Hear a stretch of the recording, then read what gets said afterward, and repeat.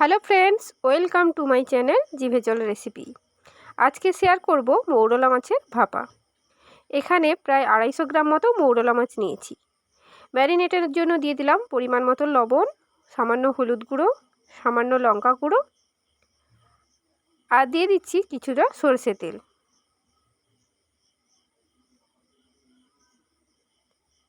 এবার ভালো করে এটাকে মাখিয়ে কিছুক্ষণ রেখে দেব। এখানে মশলার জন্য নিয়েছি একটা বড় সাইজের পেঁয়াজ, অল্প আদা, দুটো কাঁচা লঙ্কা আর 1 চামচ জিরে। এই সমস্ত উপকরণগুলোকে বেটে নেব।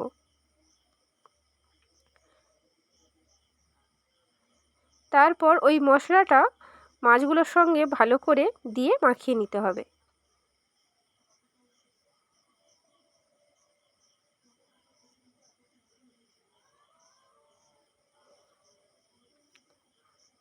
একটা টিফিন কৌটো নিয়েছি। এখন ওই মাছগুলোকে টিফিন কৌটোতে দিয়ে দেব। দিয়ে দিলাম সামান্য জল।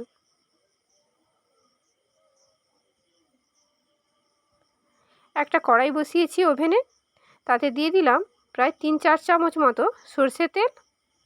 তেলটা গরম হয়ে গেলে দিয়ে দিলাম 1 চামচ কালো জিরে। এখন ওই তেল আর কালো জিরে ভাজাটা এই কৌটোর মধ্যে ঢেলে দিলাম।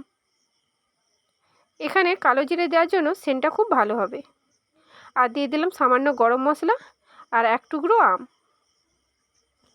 তারপর কৌটোটাকে ভালো করে লাগিয়ে দিলাম। ওভেনের ওপর একটা কড়াইতে জল দিয়ে তাতে একটা স্ট্যান্ড বসিয়েছি। কৌটাটা রেখে ঢাকনা দিয়ে এটাকে 15 মিনিট রান্না হতে দেব। 15 মিনিট পরে ঢাকনা খুললাম। আমাদের মৌরলা মাছের ভাপা তৈরি। রেসিপি কেমন লাগলো অবশ্যই কমেন্ট করে জানাবেন। ভালো লাগলে লাইক আর শেয়ার করতে ভুলবেন না।